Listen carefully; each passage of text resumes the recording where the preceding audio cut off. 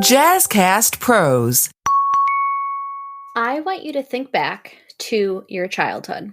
I want you to think back to something that used to get you very excited, used to motivate you to do things that maybe you didn't really want to do.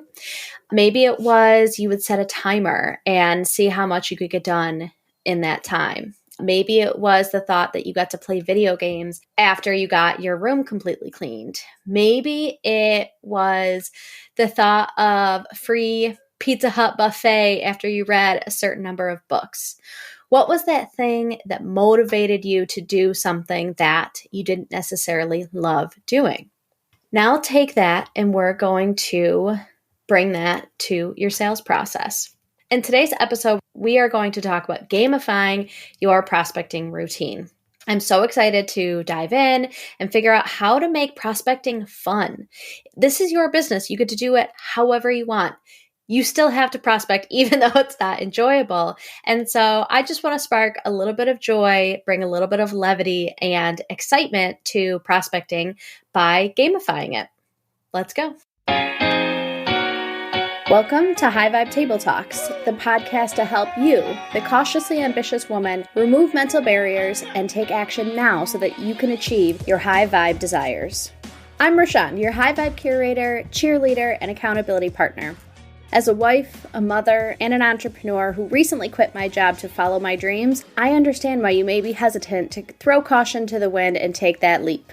What I want to talk about today is prospecting, but with my diagnosis of ADHD and learning about tips, tricks, rituals, routines that I use to help me stay consistent, which is a struggle for me, the idea of gamifying things has really helped me step up in certain areas of my life. So for example, a way that I've gamified things is on Sunday, I will wash our sheets. And I try to see how much I can get done around the house before the sheets are done in the dryer. And so it's kind of gamifying. It's kind of like putting things into a little pocket and just being like, how fast can you do this? You know, it was funny last night. My daughter I think she had to get a satin bonnet on and she goes, okay, time me. And I used to do that all the time. As a kid, I would always have my dad time me. And one time he's like, okay, I'll time you. And he just mopped the kitchen floor. And I went running into the kitchen and whoop. So it doesn't always work out. But I just thought this would be a cool way to think about something that typically you're like, oh, I have to prospect. And how can we build dopamine into this act so that we bring a little bit more energy to it? I was kind of doing some research about how other people do this and different ways that this can be done. So I'm going to share some of those with you. You know, when you gamify something, it brings excitement, it brings dopamine, it brings kind of a challenge to something that typically makes us feel heavy. And, you know, when you go into prospecting, when you go into cold calling, when you go do these sorts of outreach, your energy matters. If you reach out to someone and are like, hey, yeah, I have this thing that I want to sell you, the likelihood of them buying with you bringing that sort of energy into it goes down quite a bit. When I was first cold calling, I actually used to put on Christmas music because that just kind of gets me excited. It wouldn't get me excited right now because I'm ready for the spring and summer, but at that point it was fall-ish. But it just got me in the right mood. And so it's just kind of shifting your mindset and viewing prospecting as an opportunity instead of an obligation. So what is gamification? So gamification, the definition is using game-like elements such as points, challenges, rewards to create motivation. Think sticker charts when you're potty training. You know, a couple other real-world examples of businesses that use that are places like Orange Theory. If you've ever exercised at Orange Theory, you get I don't know exactly what they are because I've never been, but you get points or you get rewards for how hard you're working, and you can see your points versus everybody that's next to you. Again, it's taking something that you probably don't typically enjoy, like getting on an exercise bike and working really hard, but it brings a different sort of motivation of I want to see how many points I can get. There are certain people where this sort of motivation works really well. I am one of those people. there are some people who tend to stay away from competitive sorts of things. And so I'm going to give you some examples and take what works for you and kind of leave the rest. But it's just a couple ideas that you can use and just see if it keeps you connected and keeps you consistent. The first one is my favorite, and I do it in my business, and it is part of the sales prospecting course that I offer, and it's the Power Hour Challenge. So setting a timer for 60 minutes and seeing how many outreach messages you can send.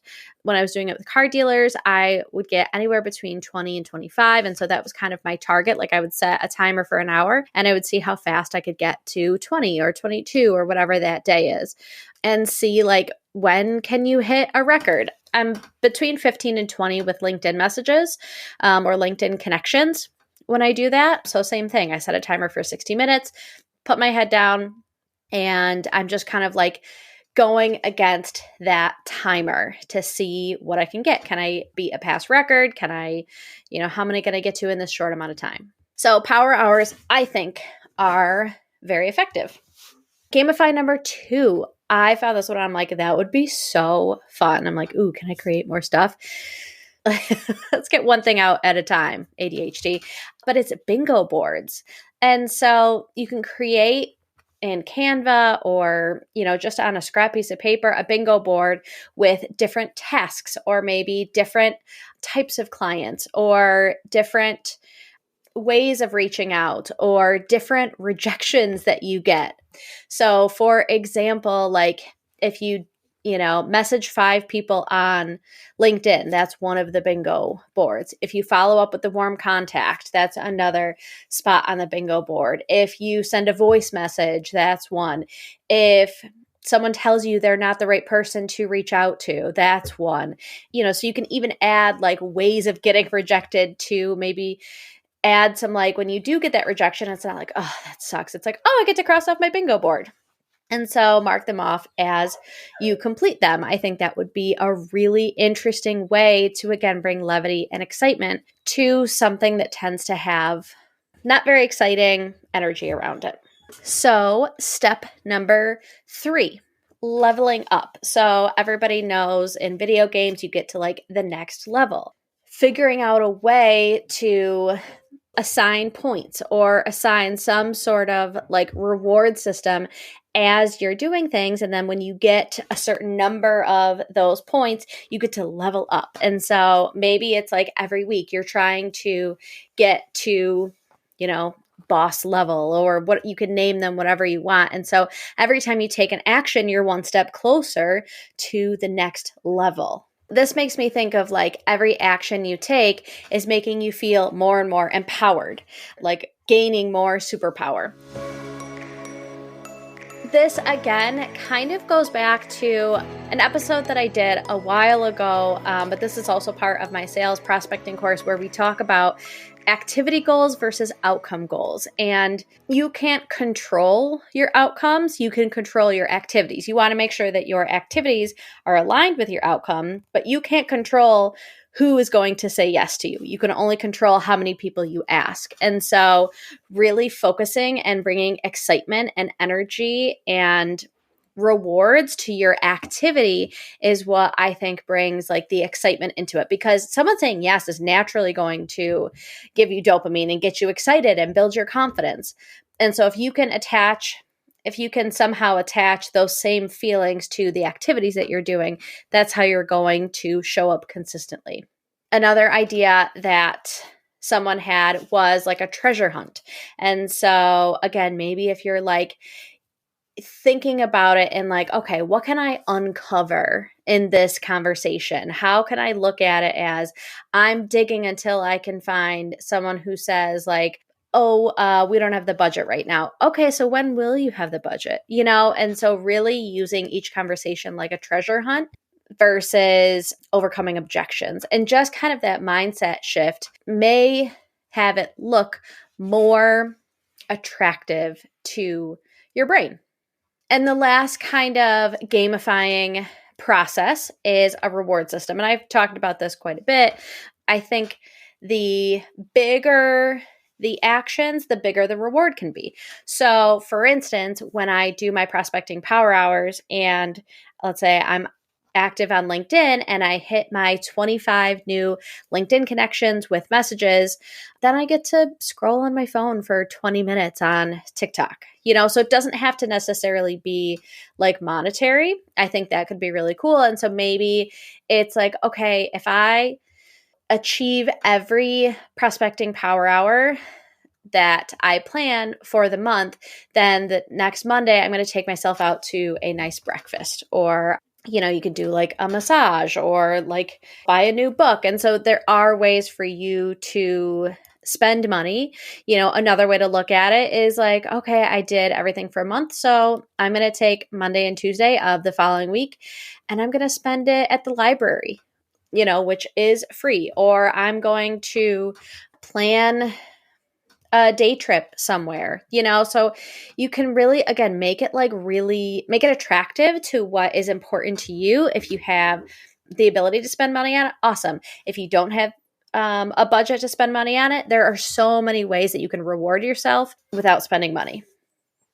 So there are a couple of things that are important during this. And the first thing is to track your progress. And you can do this in so many fun ways. So for instance, we talked about like the bingo boards and, having that be exciting. Maybe you have like one of those little whiteboards and you get pretty dry erase markers and you get to mark it off every time you're doing the activity. Maybe you do make yourself a sticker chart.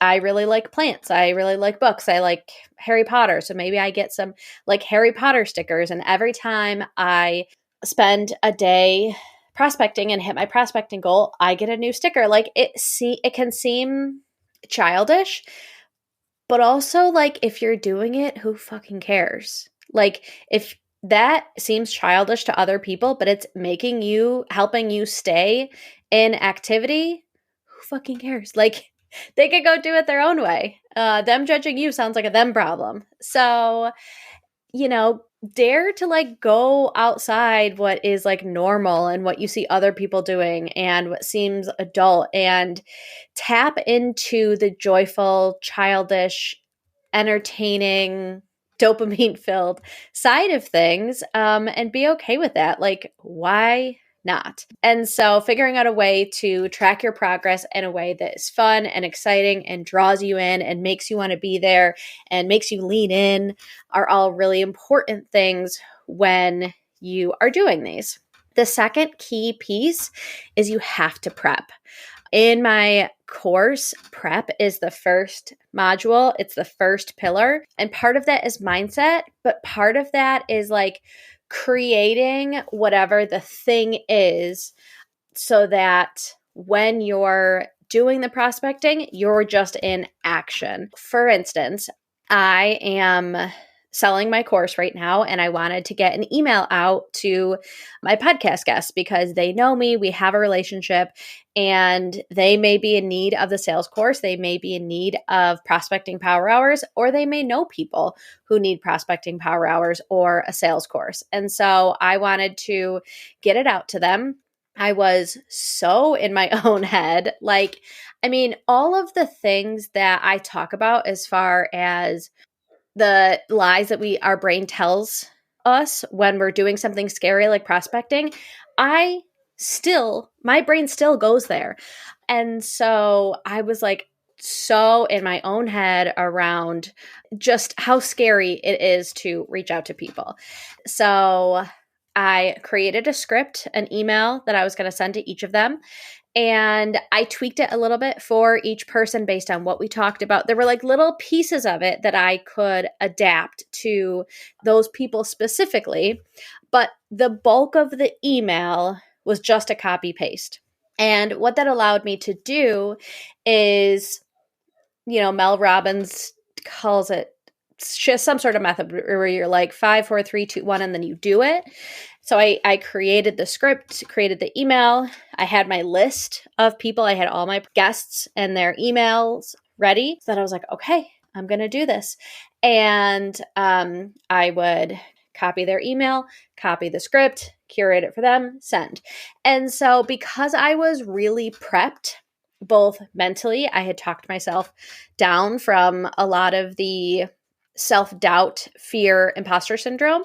I had prepped their email address, I had prepped the script, and I had prepped in what I know about each of those people.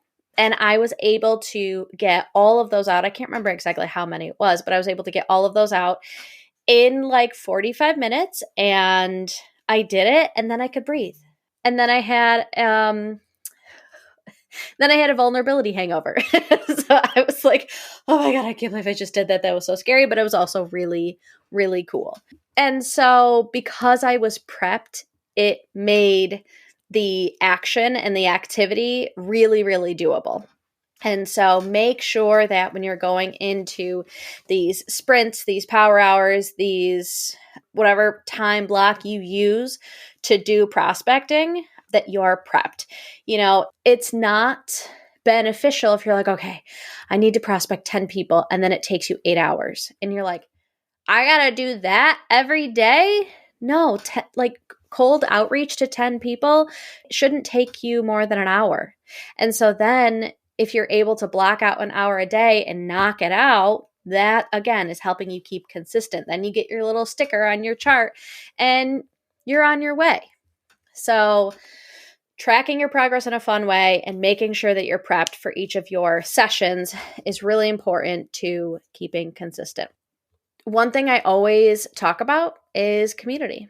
You know, there is a reason why accountability partners are something that comes up in so many aspects of our life, whether it's, you know, a workout accountability partner, a sponsor, if you're in like AA or something like that, you know, accountability partners with getting the things done that we tell ourselves we want to do. And so find an accountability partner, find a community, find power hours that are other people doing it. You know, there's a club that I recently joined. Oh, I missed it today. And it's called the Writing Club. And everybody comes on Mondays for, I think it's an hour and a half.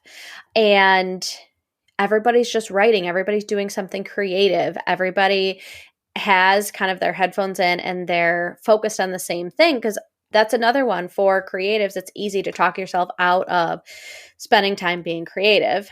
And so there are so many groups like that. I have my sales prospecting power hours. There's the writing club. I'm sure there's local places where you can find accountability groups. Just reach out to someone who's like, even if you meet up at the library, again, it's a free resource, and just say to your friend, hey, I know you're doing this. I'm doing this. Let's meet at the library every Tuesday morning and spend 2 hours doing it together. And it's a fun way to just say we're in this together and we're doing it together. Community can make a big impact on what you're doing. So that is my episode about gamifying prospecting. I would love to hear how you're going to gamify your prospecting time and what it looks like for you. I would love to have you join Prospecting Power Hours. You get your first one for free if you just want to come and try it. Maybe it's for you, maybe it's not for you, but come try it out. See what you think. I would love to have you. The link will be in the show notes. And until next time, remember that big dreams and small steps will transform your life.